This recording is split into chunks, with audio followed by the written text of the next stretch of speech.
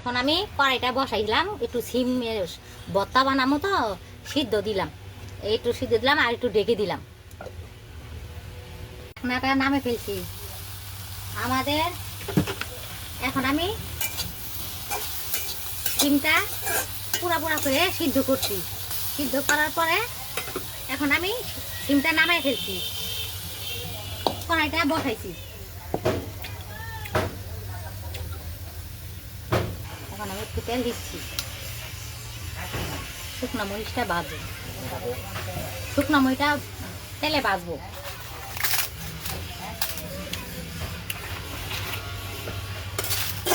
আমি শুকনো মরিচটা তেলে ভেজে নিচ্ছি সিমের ভর্তাটা বানানোর জন্য।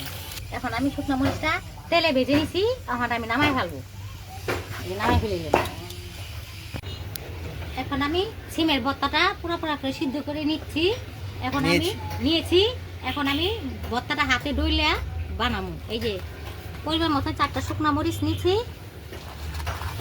এই দেখেন পরিমাণ মতো 4টা শুকনো মরিচ নিচ্ছি, আমি হাতে ডলবো।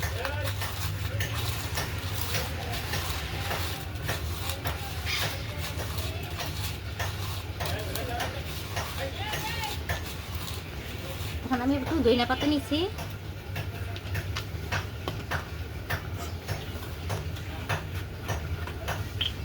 এখন আমি পরিমাণ মতো একটু সরষের তেল দিছি।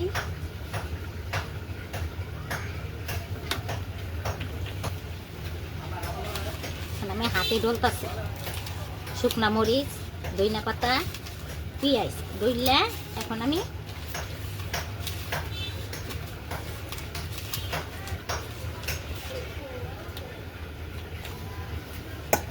হাতে কষলাই নিতেছি।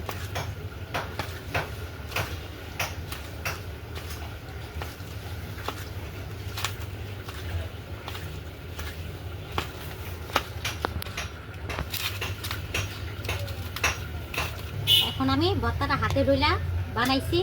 আমাদের যদি ভালো লাগে লাইক কমেন্ট একটা শেয়ার করবেন, একটা লাইক কমেন্ট শেয়ার করবেন। আপনাদের ধন্যবাদ রইল।